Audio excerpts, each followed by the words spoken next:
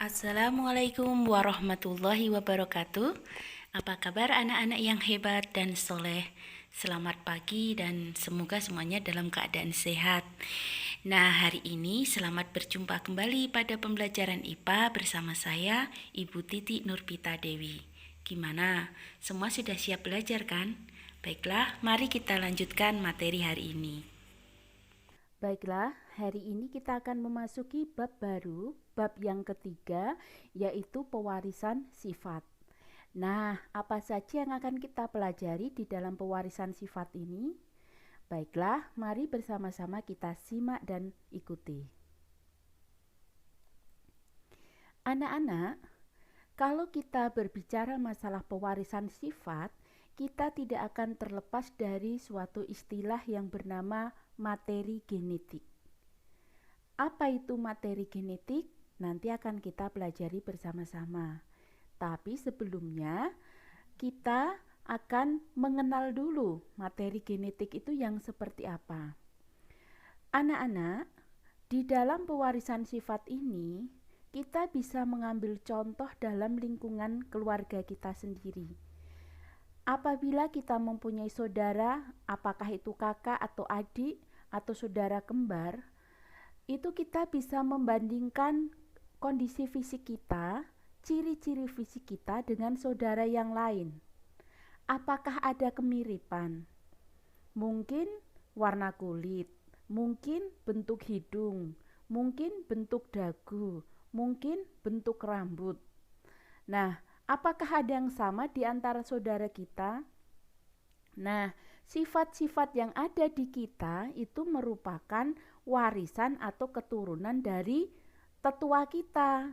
Tetua itu bisa orang tua kita, bisa kakek nenek kita, baik dari ayah maupun dari ibu. Contohnya, misalnya ayah hidungnya mancung, ibu hidungnya pesek.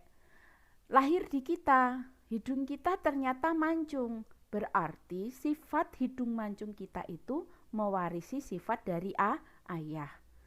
Tapi adik kok hidungnya pesek, berarti sifat yang muncul di adik itu mewarisi sifat dari ibu. Maksudnya seperti itu. Nah, ilustrasi yang ada di layar presentasi ini, pernahkah kalian melihat anak itik yang warna bulunya sama dengan induknya? Mengapa anak itu bulunya bisa sama dengan induknya?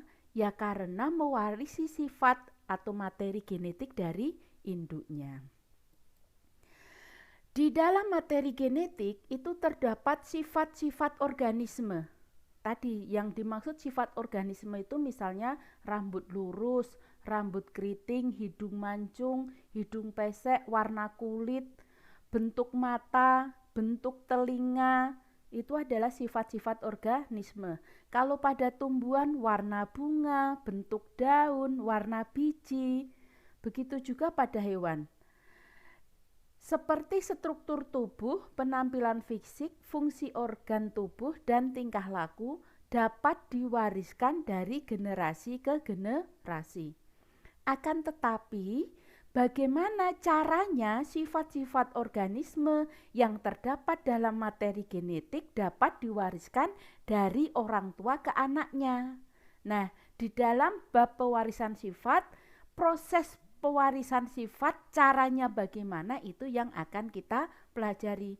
Kok bisa ya sifat hidung mancung ayah itu sampai ke anaknya padahal beda individu? Nah, proses pewarisan sifat itu nanti yang akan kita pelajari. Sebelum kita masuk ke proses pewarisan sifatnya, terlebih dahulu mari kita berkenalan dengan yang namanya materi genetik. Materi genetik itu terdapat dalam suatu asam nukleat. Asam nukleat itu di dalam tubuh manusia, hewan, ataupun tumbuhan ada di mana? Ada di dalam inti sel. Jadi tidak terlihat oleh mata kita. Asam nukleat ada di dalam inti sel. Nah, asam nukleat itu dibedakan menjadi dua, ada DNA dan ada RNA. Kepanjangannya apa? DNA itu deoksiribonukleik asid, sedang RNA ribonukleik asid. Baik, kita lihat dulu susunan organisasi kehidupannya. Jadi, DNA ini adalah struktur yang kecil, paling kecil. Dia berada di dalam inti sel. DNA itu melilit dalam suatu protein histon, ini masih ada di dalam inti sel, protein histon, itu kemudian menggulung. Nah, gulungan-gulungan ini semakin memadat sehingga membentuk benang yang namanya kromatin. Benang kromatin tadi akhirnya memadat, membentuk yang namanya kromatid. Nah, kromatid tadi memadat lagi membentuk yang namanya kromosom. Nah, ini contohnya di dalam kulit ya, organ kulit. Jadi ini satu sel kulit, di dalamnya ada inti sel. Nah, di dalam inti sel itu ada kromosom. Di dalam kromosom terdapat DNA. Kulit adalah jaringan. Nah, kulit tadi diambil dari bagian organisme manusia. Jadi manusia ini organisasi terbesar dimulai dari DNA yang kecil. Urutan organisasi kehidupannya begini. Baik, kita lanjutkan. Sekarang struktur DNA itu yang seperti apa? Ini adalah gambar struktur DNA. Jadi DNA itu bentuknya double helix, artinya dia berupa rantai tapi ganda. Ya, ganda. Dan dia berpilin, makanya dikenal dengan istilah double helix.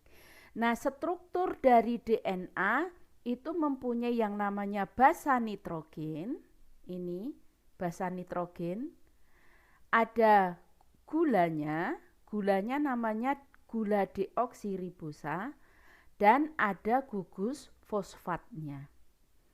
Di antara basa nitrogen itu terdapat ikatan, namanya ikatan hidrogen. Antara gula dengan basa nitrogen itu ada ikatan, namanya ikatan glikogen. Dan antara gula dengan gugus fosfatnya ada ikatan, namanya ikatan fosfodiester. Nah, ini adalah struktur DNA. Saya ulang, struktur DNA ada bagian basa nitrogen, A itu adenin, T itu timin, C itu sitosin, G itu guanin. Ada basa nitrogen, ada gula deoksiribosa, ada gugus fosfat. Lanjut. Sekarang struktur DNA. Kalau struktur DNA dari gambarnya ini hanya seutas atau seuntai, rantai tunggal ya. Rantai tunggal. Nah, RNA itu juga mempunyai bagian yang sama dengan DNA. Dia punya basa nitrogen. Ya. Punya basa nitrogen, ada adenin, ada sitosin, ada guanin, ada urasil. Nah, bedanya dengan RNA, kalau RNA U ini adalah timin, tapi pada DNA U ini timin, pada RNA dia urasil. Bedanya di basa nitrogen yang urasil dan timin. Lalu ada juga gulanya ya.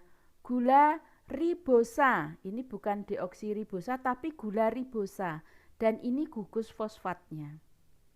Untuk jenis ikatan sama antara gula dengan basa, ikatannya glikosida.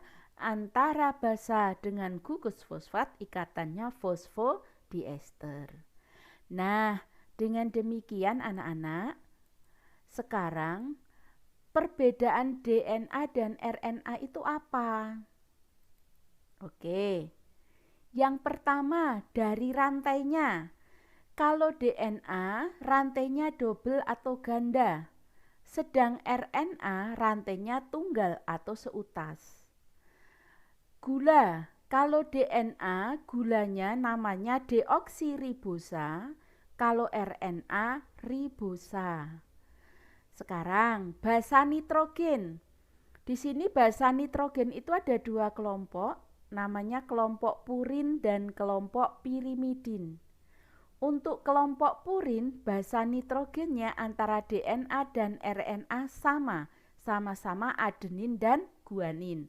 Tetapi untuk basa nitrogen pirimidin, pada RNA itu namanya timin dan sitosin, sedang RNA itu urasil dan sitosin. Jadi perbedaannya di timin dan di urasil.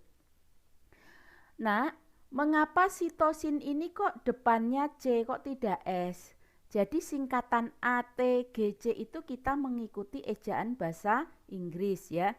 Jadi bahasa Inggrisnya sitosin itu tulisannya citosin pakai C. Maka kita lambangnya tetap menggunakan C. Sekarang pasangan basa nitrogen. Kalau DNA pasangan basa nitrogen adenin itu pasangannya timin. Guanin pasangannya sitosin. Sedang RNA adenin itu pasangannya urasil dan guanin pasangannya sitosin. Sekarang fungsinya, kalau DNA itu berfungsi pembawa sifat. Ya. Sifat yang bentuk rambut, warna iris mata, warna kulit, tadi yang membawa DNA. Sedang kalau RNA itu fungsinya untuk sintesa protein. Nah anak-anak, sekarang mari bersama-sama kita kerjakan tugas pada pertemuan hari ini. Silahkan kalian bisa membuka LKS ataupun buku siswa yang dimiliki. Yang pertama, apakah yang dimaksud dengan materi genetik? Yang kedua, sebutkan basa nitrogen pada DNA. Yang ketiga, sebutkan basa nitrogen pada RNA.